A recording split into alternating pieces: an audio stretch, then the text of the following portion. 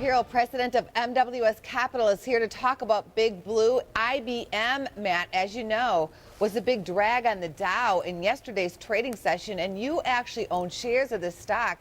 So what's your plan? Well, not every money manager makes all the right moves or is in all the right glamorous stocks. And, what can I say? I'm certainly not selling IBM, but I mean, there was nothing really good to say about the entire quarter. Revenues were down in nearly every segment geographically. And, I'm owning IBM for the long-term big picture. And about the only positive I can say from yesterday was that expectations were so low that the stock really didn't go down that much. I think the worst part of the report was IBM coming out and saying we're not even going to give you any more clarity until January on what's going on, because everybody's waiting for this turnaround to happen.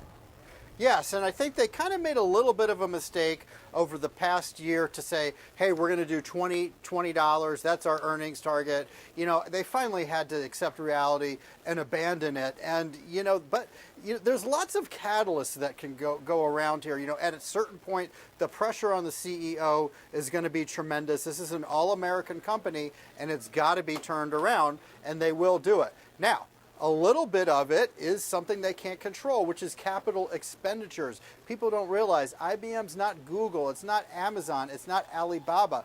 It's big installed stuff in major corporations, and what have people been reluctant to do?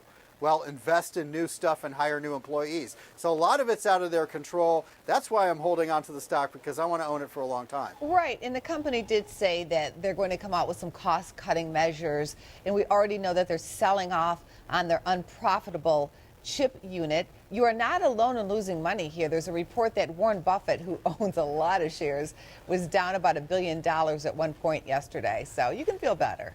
Well, not every part of managing money is glamorous, and you got to realize it's not always the go-go stocks you want to own. Sometimes dogs have their own attractions. Good to have you here. Thank you, man. You're welcome.